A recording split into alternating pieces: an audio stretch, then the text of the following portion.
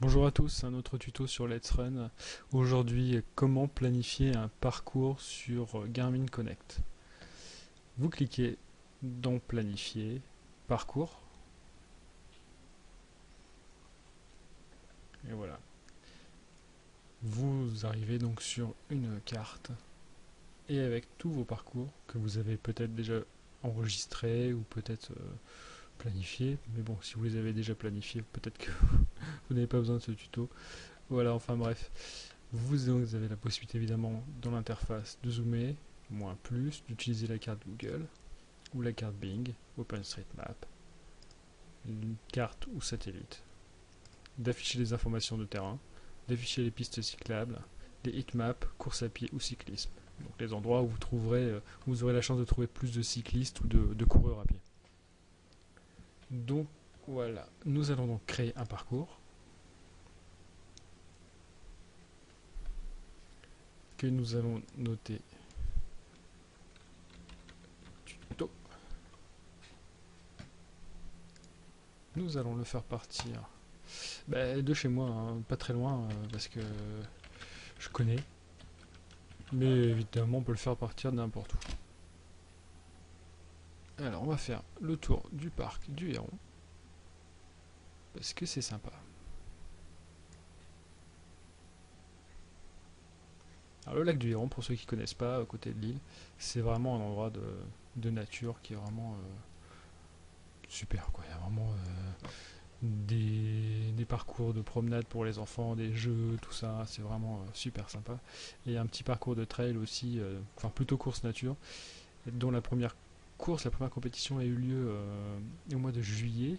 Donc il faisait tout le tour, un grand tour du parc, sur 8 et 18 km. Donc voilà pour la petite info.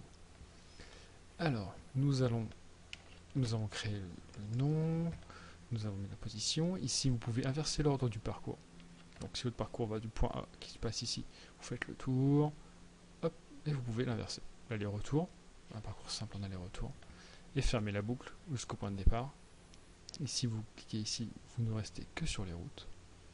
Vous pouvez indiquer les bornes kilométriques, ce que je vais faire. Ici, vous avez la vitesse. Donc ici, on est à 9 km 7 par heure en course à pied, ce qui fait une petite allure de 6 minutes 13. Vous pouvez évidemment faire un parcours plus rapide, par exemple si vous faites du vélo à 30 km/h. Voilà. Tac, on va laisser à 9, tiens. Et nous allons partir d'ici. Tac, zoomons. Le point de départ. Et on y va. Je trace à chaque fois des waypoints pour m'indiquer un peu,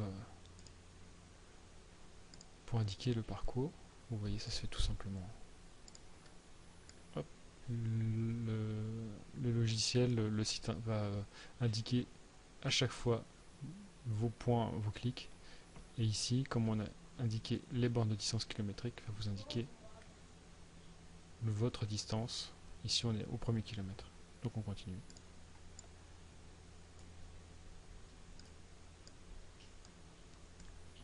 Hop, on va prendre ici. On va prendre directement là.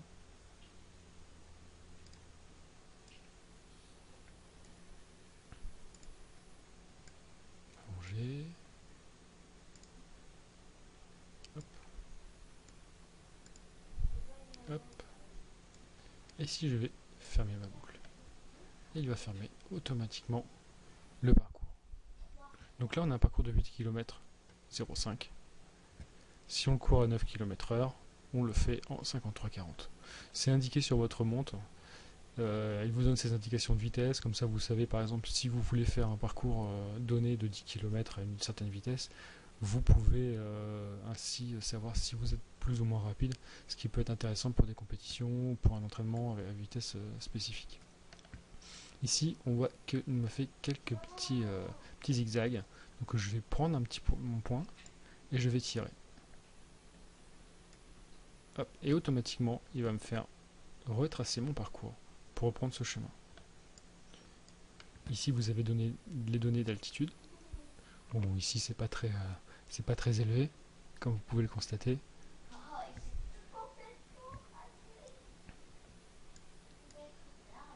La dernière opération à effectuer, c'est enregistrer et envoyer à l'appareil. Quand vous cliquez sur envoyer vers l'appareil, il envoie directement à votre Garmin si elle est branchée à votre ordinateur. Sinon, vous pouvez la garder évidemment sur votre profil Garmin Connect et l'envoyer plus tard sur votre montre.